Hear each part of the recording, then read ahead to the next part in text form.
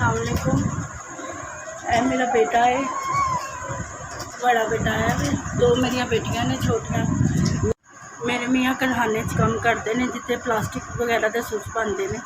लाइटा जाने की वजह तो काम नहीं हो रहा तो 300 400 डेली लैके आते हैं। मेरा बेटा है बीमार है, यदि असी दवाई भी नहीं लिया पा रहे तो बड़ाए मेहरबानी साड़ी मदद करो। किराए दे असी मकान से रहने तो बड़े परेशान हाँ। किराया देइए कि घर का खर्चा चलाइए या बच्चे की दवाई पूरी करिए।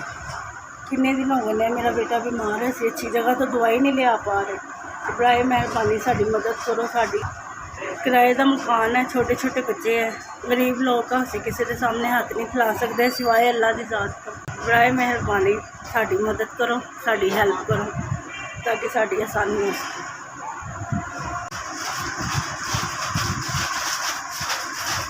रुपया जिन्होंने भेजा अल्लाह पाक उन्होंने जिंदगी देवे, तंदुरुस्ती देवे तो अल्लाह पाक उन्होंने रिजक च इजाफा करे, उन्होंने कमाई च इजाफा करे। बड़ी मेहरबानी।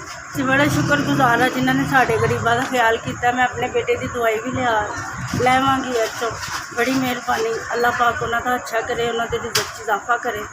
आमीन। यस, तुहाडी बड़ी मेहरबानी, तुसीं 3000 रुपया साढ़े तक पहुँचाया।